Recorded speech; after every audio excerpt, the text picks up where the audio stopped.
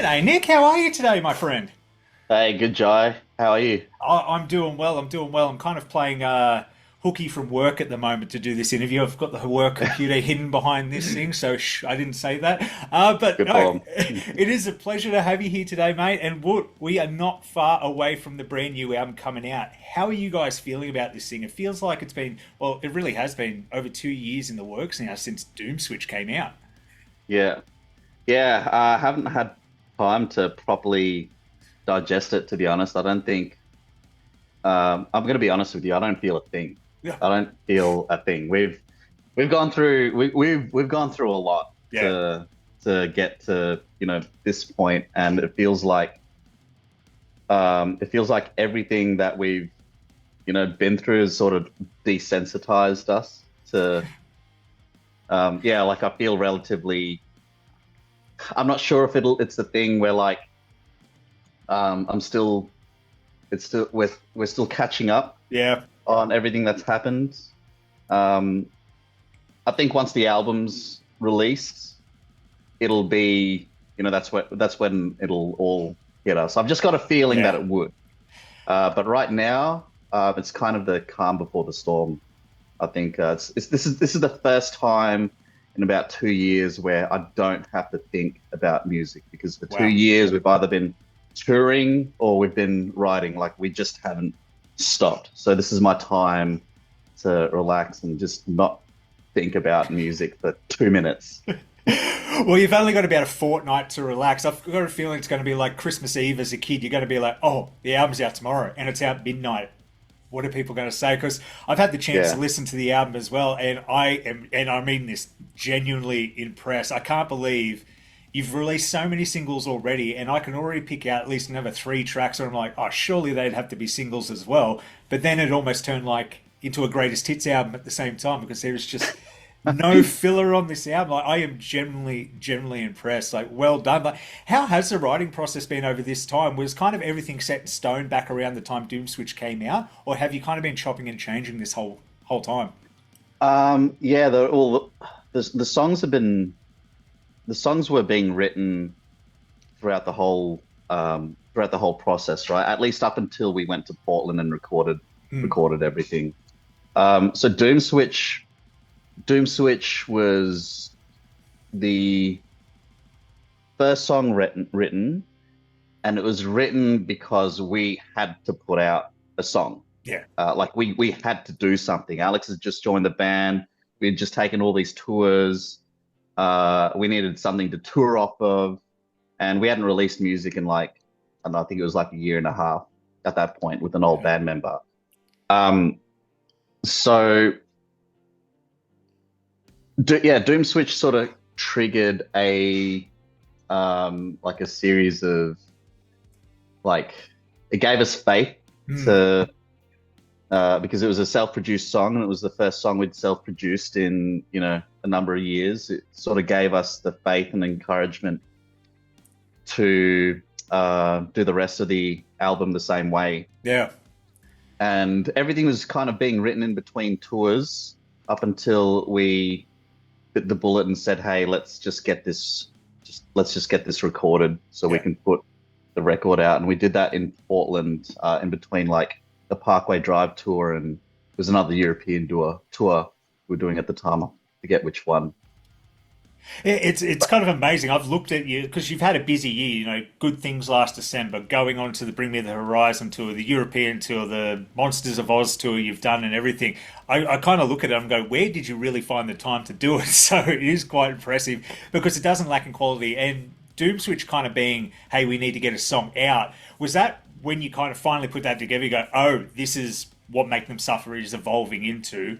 Let's just ride this roller coaster and see where it takes us. Because while it still feels like Make Them Suffer, you guys have progressed and evolved, um, like, quite well over the years, to the point I had someone say it and it made me laugh. And I said this to Sean back at Good Things. I said, I heard someone say you guys are an overnight success, and I got to say, you've been in the band since 2008. That's a pretty long night. Do you ever feel you kind of get that way because we are Australian and we kind of get tucked away for the longest time until you kind of get that breakthrough song in the American market? People are like, oh, brand new band, who's this? And they don't realize you got four albums under your belt already.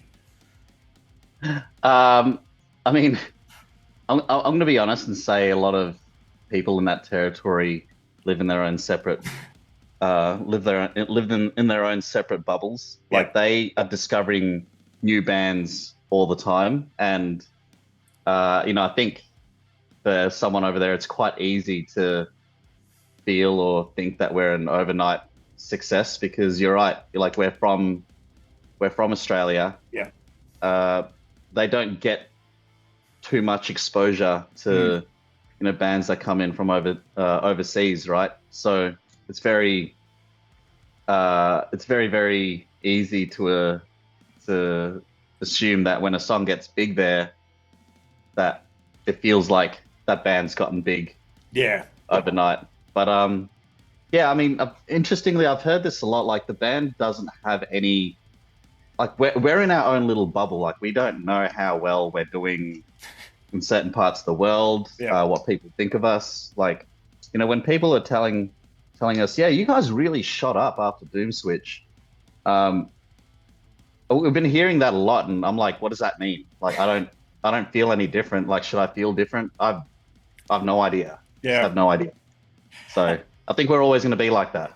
Hey, look, at the end of the day, that's not the worst thing in the world. It kind of keeps you grounded. You're not sitting there going to the YouTube comments or looking on TikTok to be like, oh, is this tracking as well as the last one? So it probably keeps you more human at the end of the day. So well done to all of you doing that. And I'm going to jump back a little bit to the before Doom Switch came out. Alex joining the band. How much did that kind of make an impact to how this album kind of all, just kind of unraveled? Yeah, I could go down so many different Mm. avenues with this, uh, but we have very, very little time. Like I could be here for 3 hours. Honestly, I could be here for Yeah. 3 hours talking about that. Um, Look, it's everything, Mm. right? Like we were about to break up, Oh, wow. and Alex was our sort of beacon of hope. Um, like the band was like I'm telling you, like That close. this freaking close. We had a conversation one night, and um, and there was this, we'd reached this sort of deadlock. The band couldn't agree whether to move on as a four-piece or a five-piece and keep the girl, like keep what make them suffer, make them suffer. That's Yeah. that's at least the point of view I had, and no one could agree. No one could agree on how the band would move forward. And that night I was like, I guess that's it. Like that's 10 years worth of work gone down the drain. And I'm gonna have to find something else to do with my life. And the next day, I had bumped into Alex Reade, who I'd made friends with over, the previous like I don't know 6 months to a year. She was a friend that I'd made during COVID. Yep. Um, and we were already at that stage, like talking about how difficult things were in both our bands. And I bumped into her in the street, and that was kind of like my eureka moment. And so Alex had bought not just this sort of, she didn't just fill that pocket that we needed to, you know, Yeah. be a five-piece again, but it was like she was like the missing piece we never had. She joined the band. She immediately had everybody's DNA, um, and her contribution to the band was. It might not have been creatively. She's sort of still finding her feet in that way, but she revitalized the band. She made everybody want to be in a band again, and that was the one. That's I think the most important feature about Alex Reade being in Make Them Suffer. And she makes the live shows fantastic as well. I've been lucky to see you guys 3 times over the last 12 months, and you guys are just getting better and better as time goes on as well. And it's funny you mentioned nearly breaking up because I remember Parkway even said the same thing. I think a lot of people, and if you're not watching from Australia, during 2020, our lockdown was pretty light. it was 2021 we were kind of locked in. So we really experienced almost like 2 years of this thing. And it gets in your head. You start to question, what am I doing? How do we go forward? So it makes a lot of sense. And look, glad you bumped into her on the street that day because we've got this amazing new stuff coming out, amazing new album. I've got to say, and I want to ask you a question. It's like picking your favorite child. Now, there's so many good ones on this album. What is your favorite that hasn't been released as a single yet?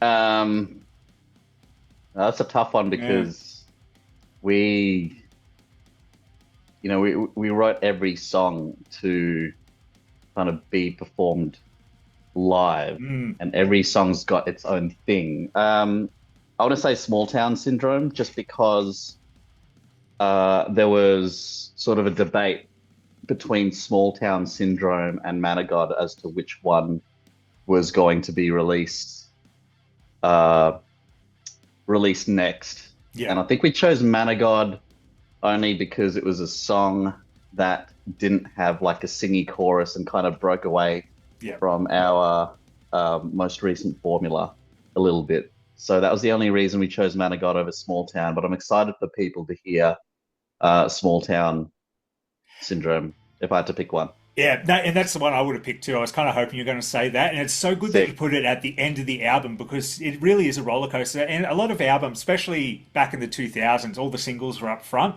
and then you had all the B sides in the last 5 tracks.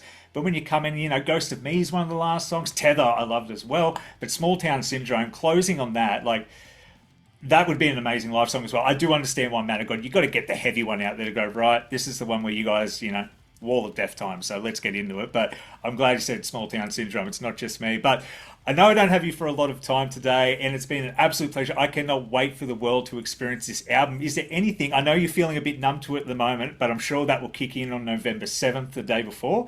But is there anything you wanted to say to the fans out there who have really been waiting for this album since Doom Switch dropped in what was it, October 2022 now? Yeah. Yeah, Um, there's a lot. There's yeah, a lot I want to say. It's um, yeah. This record is us in our final form. mm, It's raw and it's authentic. It's unapologetically us. Um, we found after 10 years of, I guess, trying to learn how to be a band, yeah, we finally found our final form. And, this is a song, I mean, this is an album that you have to come out and watch perform. mm. All well and good if you listen to them from speakers, but come out and watch us perform it. Yeah, and I can't wait. And hopefully, I get to hear some of these ones that haven't been. I'm a bit upset because the Roundhouse show was just before you released Man of God. So maybe next time I'll hear Man of God live. But Nic, thank you. It's been a pleasure, and once again, congratulations. Everyone's going to love this album. I just know it. Thanks, Jai. Cheers, mate. Cheers. Appreciate it a lot. No, thank you. Ta. Take care.